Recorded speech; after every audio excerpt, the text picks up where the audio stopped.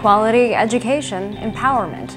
I'm Jill Horner. This is Comcast Newsmakers. With me is Valerie Buickerood. She's with the Alice Paul Institute. Thanks for being with us. Hi, Jill. Thanks for having me. When we talk about the life and legacy of Alice Paul, those are words that come to mind, but talk to us about the Alice Paul Institute and your new mission.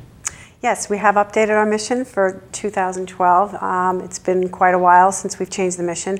And our new mission is to promote full gender equality through education, development, and empowerment of leaders.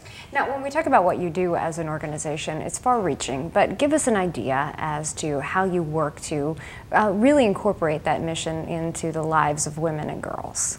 Well, we use Alice's story as inspiration. She's a fabulous role model for young women and for girls. And in a culture or an age where we have a limited amount of positive role models for young women, Alice really stands out.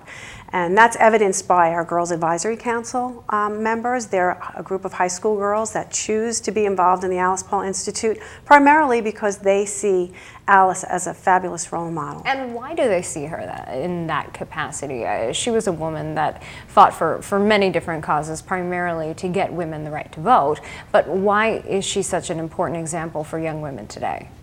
Well, she went against the grain. She was a little bit radical, which is always kind of appealing to adolescent girls, right? She fought very hard for something that she truly believed in for her entire life. She made a lot of sacrifices for that. She didn't back down, and she used really imaginative and creative tactics to make to achieve her goals. Now let's talk about some of the things that are happening today. You mentioned the Girls Advisory Council. You have a new program where girls are actually learning to lobby. Yes, and that was initiated by the girls themselves. As I mentioned, the Girls Advisory Council is a group of high school girls that volunteer at the organization and are involved in monthly meetings and programs. And we provide them with some opportunities for leadership growth, and they initiate some of their own because we try to empower girls to do that. And one thing they really wanted to do this year was to learn what it was like to lobby. So they will be trained in March by a member of the Women's Political Caucus of New Jersey who works along with us on many programs to how to lobby. And then we will be taking them as a field trip to Washington, D.C.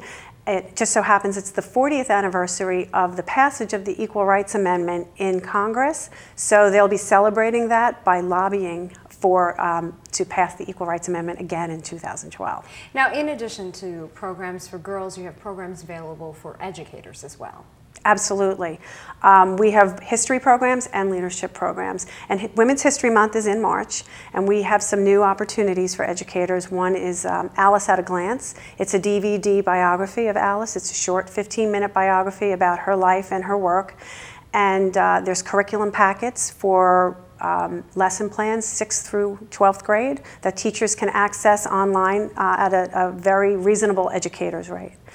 And that's just part of what you offer. You have programs for people who are just interested in learning about the life and legacy of Alice Paul as well. And I want to quickly get to some of your upcoming events, including the Equality Awards. This has become an annual event. This year it's on April 26th. You're honoring a wide variety of people who have made a difference. Yes, we honor people from all fields who have made a difference for women. They embody or they capture the spirit of Alice by being groundbreakers and trailblazers, or helping to move gender equality along. Some of those this year we have quite a few, but just to mention a few, Nympha Saunders from Virtua Hospital, Lynn Doyle from It's Your Call, Congresswoman Carolyn Maloney from New York, and our own New Jersey Senator Menendez for their work in leading the ERA in both houses of Congress this year. Thanks so much for being with us. And again, the Equality Awards are on April 26th. Thanks, Valerie. Good Thank you. We've been talking with Valerie Buickerood. She's Executive Director of the Alice Paul Institute. I'm Jill Horner for Comcast Newsmakers.